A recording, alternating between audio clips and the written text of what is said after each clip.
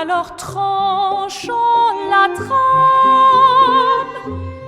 découle la sinistre esquisse.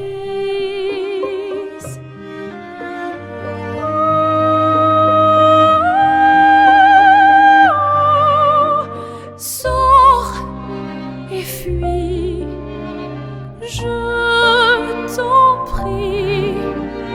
Fuis ce tableau maudit, cette toile d'une fausse vie.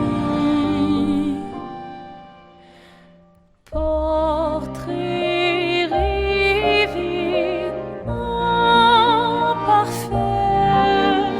chaîne de ta liberté.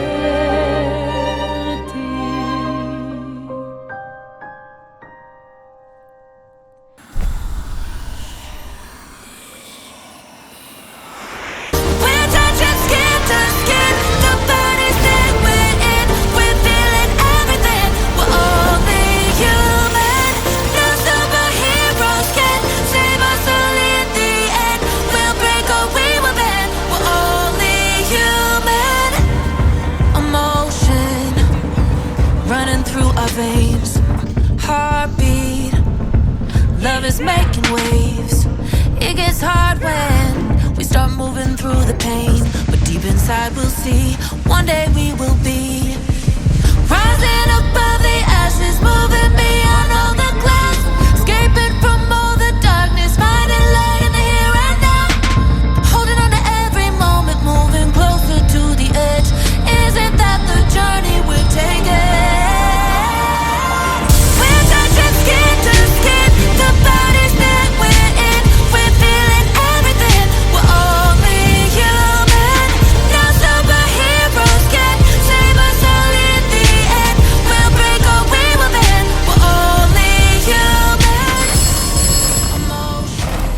Abaddon must die.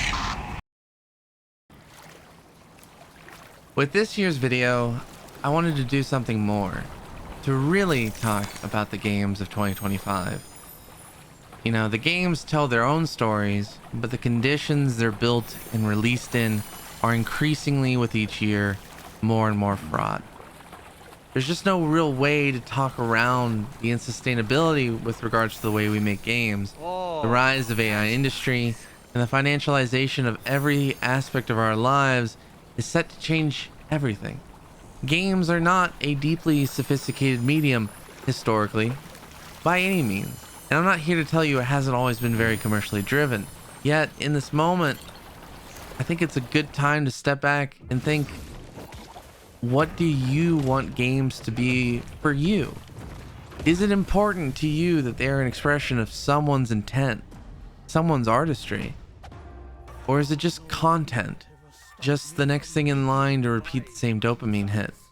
As massive corporations amalgamate and form monopolies, as they seek to use technology to cut and disenfranchise labor, what does that mean for not only games, but the art that we make in general?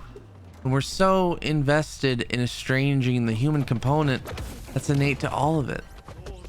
Art is human.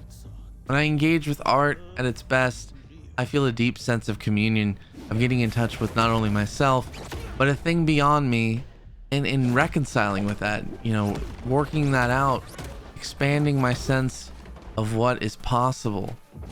At the very least, I think we should emphasize the capacity for games to enrich our lives and try to imagine the future that really sustains that vision. Now, let's talk about some of my favorite games. Am I right? This won't be a comprehensive telling of all my thoughts and feelings, or even all my favorite games of the year. Might be a long video, so feel free to come back. One of the games I loved this year was Look Outside, and I loved it because it reminded me that RPG Maker games are not played out.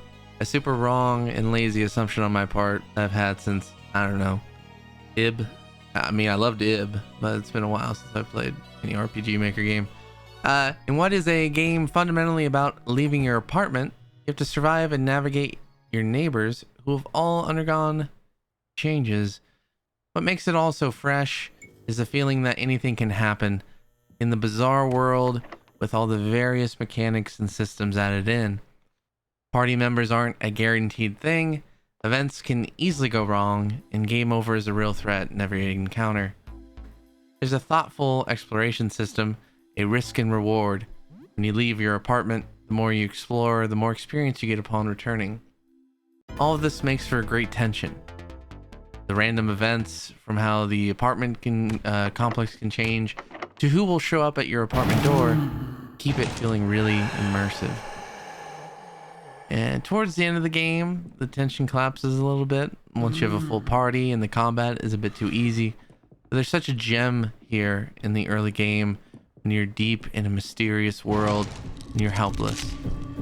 And as you can see, an incredibly rich and cohesive art style really ties it all together.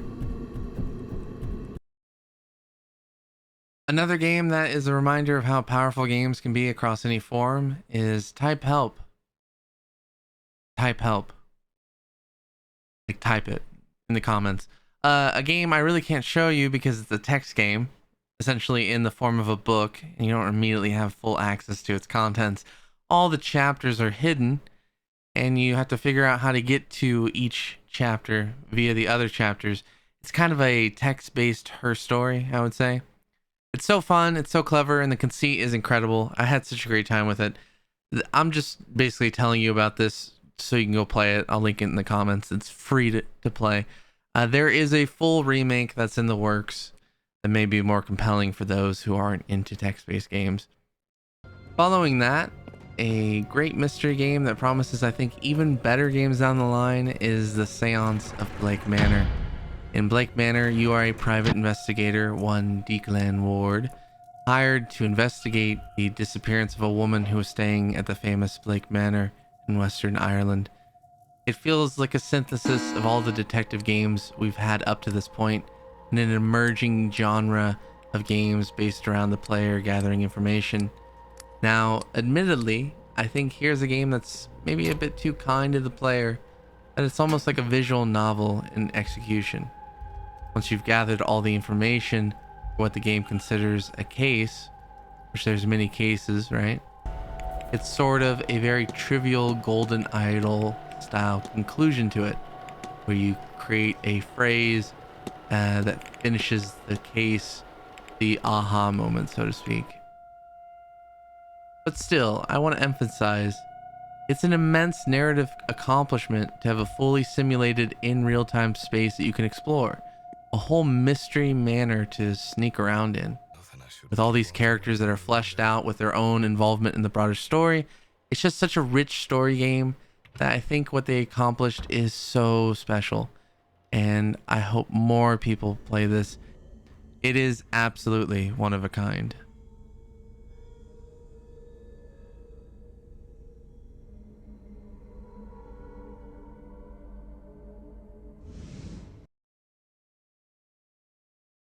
No creo que le parezca bien a tu mamá que la veas.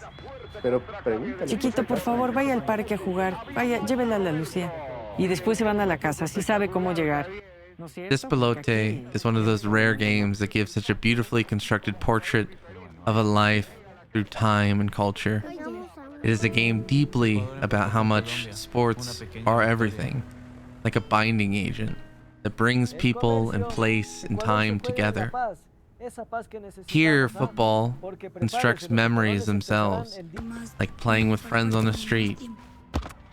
Those memories bleed into other memories, like your old teacher, or finding the dog with the puppies, or being scolded because you got muddy in the rain. It's just such a pleasure of an experience, and it's so short too. There's really no reason not to make some time for this. Two more games I loved and I haven't even finished are Skin Deep and Baby Steps. Skin Deep, what I've played of it was already incredible. I'm having some trouble with my PC trying to finish it, but I'm hoping that gets resolved next year at some point and I can just finish it. I'm in no rush. Really love what I've played so far of it. Baby Steps, it's BFOD, Maxie, and Gabe coming together and synthesizing something That feels, you know, born out of QWOP, getting over it, and Ape Out. I play it bit by bit and savor it. I have no internal pressure to finish the game. I may never finish it. To have the game be that for me, it's perfect. The two best games of the year are also games that lead me back to what I was saying at the start of the video. Silksong and Blueprints both took 7 years of development time to make. It's absolutely palpable too. You can just feel the time and care and love and attention that those years gave to those games. It really hits me with a simultaneous thought of, I wish all developers were allotted the time and resources to make games this special. But also, it's clearly such a huge amount of labor and time to put just into one game. It's no wonder that a lot of game developers, when they make it big, they move out of development into publishing. Making games takes a tremendous amount of effort. That's something so easily hidden in our overwhelmed attention economy. There's more and more games coming out each year than the previous year. There's so little time that we have to give to anything.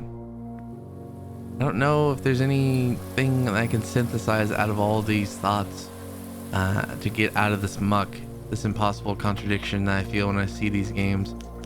I still give in to the astonishment though. Silksong and Blueprints are unrivaled spectacles in their individual genres. It could be that we see nothing like them for a very, very long time. That's what I'm left with. I could try to tell you what these games are, but that feels a bit pointless at this point. It's self-evident. Haven't you heard of them? You should play them if you haven't.